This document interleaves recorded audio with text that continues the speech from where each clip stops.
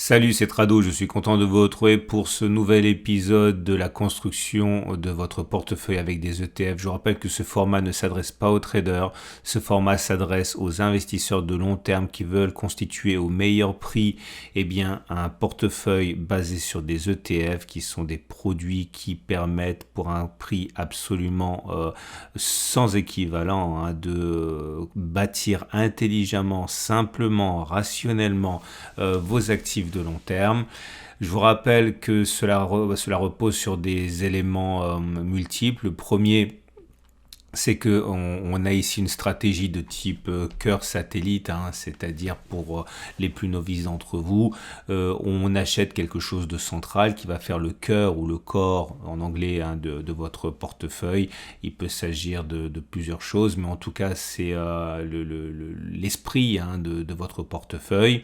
Et ensuite on va compléter avec des poches particulières. Ici dans votre exemple, alors, imaginons que vous achetiez un ETF monde avec 70% de votre capital. Vous allez ensuite compléter avec des valeurs de conviction qui vont dynamiser votre portefeuille, par exemple des économies émergentes, le développement durable, du luxe, ou alors on peut mettre moins que 80%, on peut mettre 70, 60, 90%. L'idée est toujours la même, c'est que vous avez un paquebot qui est votre cœur de portefeuille, qui a un ETF très général, et puis derrière vous allez colorer votre patrimoine avec des choses sectorielles ou de conviction qui vont vous permettre de dynamiser vos avoirs.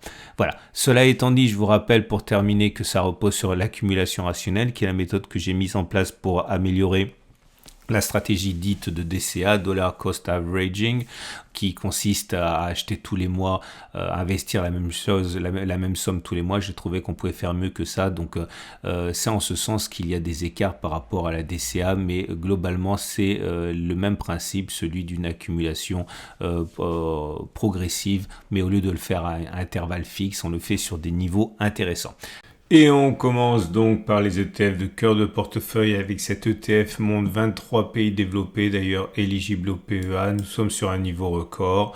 La zone d'accumulation rationnelle, si on y va, c'est 500 474. On a déjà touché ici la zone d'accumulation rationnelle. La zone a été comme ça. Là, je l'ai réajustée, mais c'est tout à fait possible d'y retourner. D'ailleurs, on l'a touché, je répète, en août.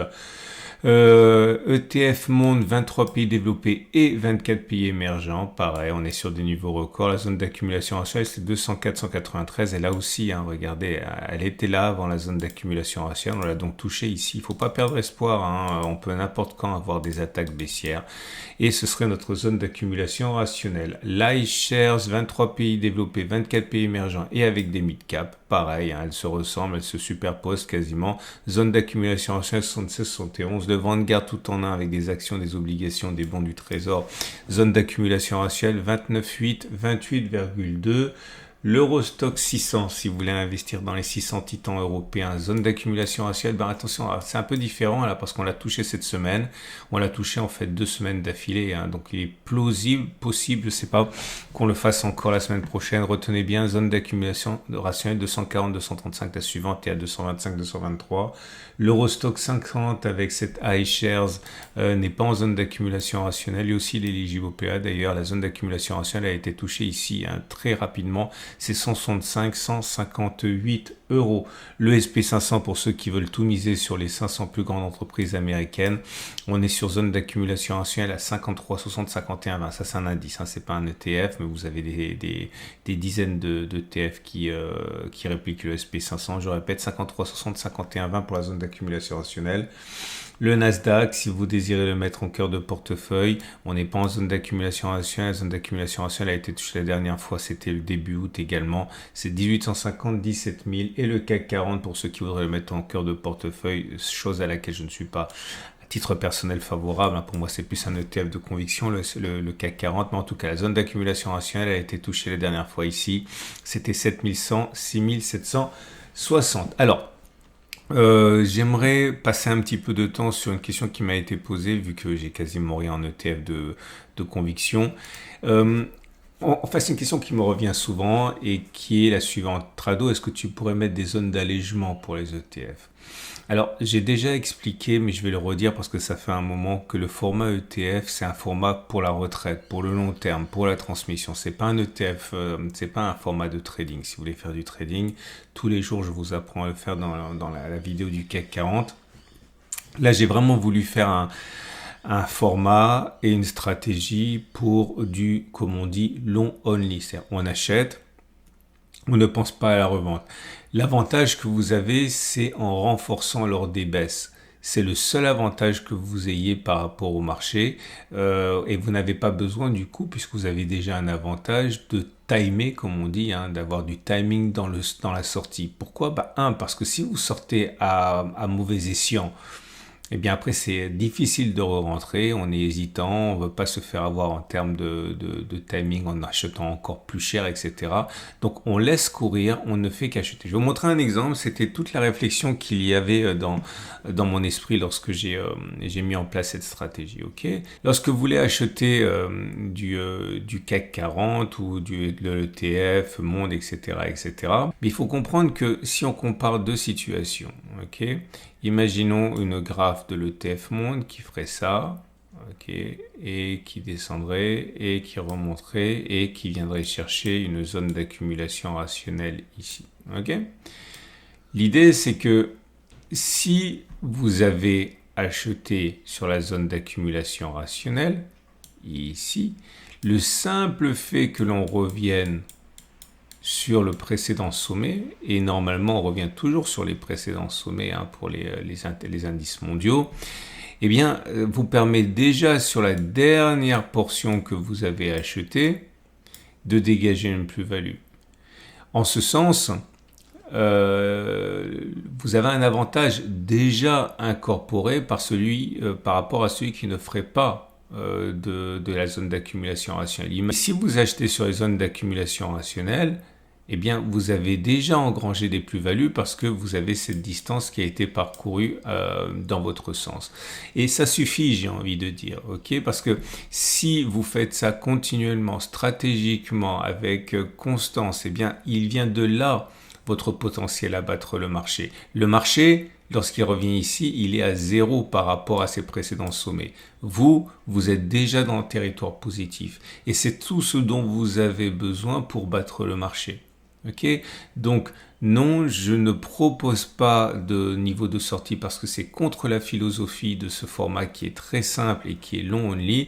Maintenant, si vous voulez véritablement prendre des profits, eh bien la logique veut que vous le preniez sur les précédents sommets, sur les zones de résistance. Mais je trouve que c'est quand même dommage parce que historiquement, les résistances sont toutes cassées sur les indices mondiaux ou le SP500 où on inscrit des plus hauts régulièrement. Ok, voilà. Je reviens à mes ETF. Je vous rappelle que si vous voulez passer à l'acte et acheter des ETF avec le leader européen des plateformes d'achat en ligne, vous avez mon partenaire Trade Republic qui est une banque qui est régulée par la BaFin, c'est l'équivalent allemand de l'AMF. Vous avez la possibilité d'acheter pour 0 € de frais de transaction, voire 1 € des ETF, des actions, etc.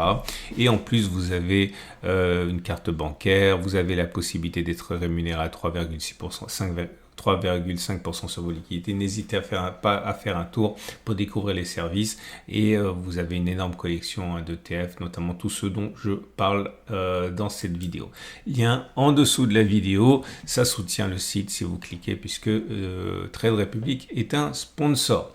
On va donc passer, et c'est la disette, aux ETF de cœur de portefeuille, aux ETF satellites. Premier ETF satellite en zone d'accumulation rationnelle, c'est, alors attendez, il y en a quasiment rien, l'Amérique latine. L'Amérique latine, si vous pensez qu'à un moment ou un autre, l'Amérique latine va rattraper son retard et monter comme les autres indices, eh bien vous avez une zone d'accumulation rationnelle actuellement à 20,518 €. Vous avez les prospectus et des dizaines, près d'une centaine d'idées de TF sur mon site, vous avez en dessous de la vidéo. Vous avez le Vietnam qui est en zone d'accumulation rationnelle si vous êtes intéressé. Zone d'accumulation rationnelle 21,624. Clean Energy, donc si vous voulez vous investir et investir dans le secteur des énergies propres en zone d'accumulation rationnelle à 18,7, 17,2. Et la santé avec cet ETF Amundi qui est en zone d'accumulation rationnelle, c'est l'Amundi, la santé européenne, hein. Éligible au PEA d'abord déjà, donc zone d'accumulation rationnelle 157, 153, c'est tout. On est passé de début août à une trentaine de zones d'accumulation rationnelle à plus rien maintenant, 4, ok. Et pour que vous n'ayez pas perdu votre temps, je vous présente quelques ETF originaux que vous voudriez éventuellement suivre et pour profiter des zones d'accumulation rationnelle si on y va. Un ETF original en ce sens que l'immobilier se réveille hein, après avoir connu une déroute hein, ces derniers mois. L'immobilier européen en zone d'accumulation rationnelle à 328-313 euros, si ça vous intéresse. Vous avez un X-Tracker. Alors celui-là, il est intéressant parce que vous savez que normalement les ETF sont pondérés par le poids de l'entreprise. Clairement, quand vous achetez un ETF américain, vous avez essentiellement les grosses entreprises et les autres comptent pour beaucoup moins. Celui-là est un ETF qui donne la même place à toutes les actions du SP500. Autrement dit, si vous pensez que il va y avoir une sorte de rotation et que celles qui ont bien cartonné, pardon pour l'expression, vont se calmer alors que les autres vont prendre le relais, les actions notamment qui ont moins performé que les 7 magnifiques, eh bien vous pourriez être intéressé par ce SP500 également représenté et Q-pondéré, zone d'accumulation rationnelle 80-83. J'aime bien cet ETF pour son originalité, c'est crypto et blockchain. Alors ça c'est, si vous êtes un fan si vous n'êtes pas un fan de Bitcoin, d'Ethereum, mais par contre vous pensez que les entreprises qui travaillent dans la blockchain ont de l'avenir, eh bien vous avez cet ETF, zone d'accumulation rationnelle 5,7. Vous avez, je vous rappelle, tous les prospectus sur mon site, vous avez un lien en dessous de la vidéo, ça vous évite d'aller chercher. Et cet ETF également, terre rare, qui réagit bien avec la perspective d'une croissance économique chinoise relancée. Zone d'accumulation rationnelle 7 à 6,2 si on y va. Et le dernier dont j'aurais aimé vous parler, c'est l'iShares. Alors, c'est le Japon. On me demande souvent où est. En fait, la zone d'accumulation rationnelle a été touchée ici pendant le grand creux d'août.